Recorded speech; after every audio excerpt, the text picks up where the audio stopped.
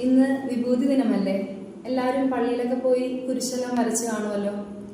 മനുഷ്യൻ നീ മണ്ണാകുന്നു, മണ്ണിലേക്ക് തന്നെ മടങ്ങുന്നു എന്ന് പറഞ്ഞുകൊണ്ട് വൈദികരും സന്യസ്തരും നമ്മുടെ അടുത്തോട്ട് വരുമ്പോൾ നമ്മുടെ മനസ്സിലുണ്ടാകുന്ന ചിന്ത, ദൈവമേ, അച്ഛൻ നല്ലൊരു കുരിശായിരിക്കണേ വരച്ചു തരുന്നത്.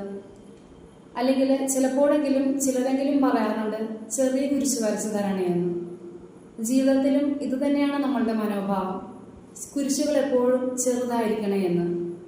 ആ നാളുകളിലെ കുരിശു മരണം എന്നത് ശപിക്കപ്പെട്ടവന്റെ മരണമായും അപമാനത്തിന്റെ മരണമായും കണക്കാക്കുമ്പോഴും ഈശോനാഥൻ നമ്മോടുള്ള സ്നേഹത്തെ പ്രതി കുരിശിനെ വാരിപ്പുണരുകയാണ്.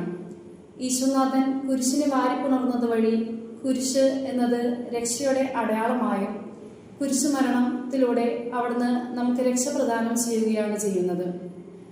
കുരിശിൽ കിടക്കുമ്പോഴും അവിടുന്ന് നമ്മളുടെ ഹൃദയങ്ങളിലേക്ക് തന്നെയാവാം എത്തി നോക്കിക്കൊണ്ടിരുന്നത്.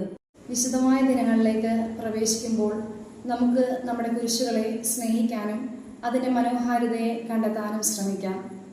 അനുദിനം നമ്മളുടെ ജീവിതം ആരംഭിക്കുന്നതും അവസാനിക്കുന്നതും ബോധ്യത്തോടുകൂടെയുള്ള സ്നേഹത്തോടുകൂടെയുള്ള നല്ല കുരിശുവരകളോടുകൂടെ ആയിരിക്കട്ടെ. ദൈവം നമ്മൾ ഓരോരുത്തരെയും സമൃദ്ധമായി അനുഗ്രഹിക്കട്ടെ.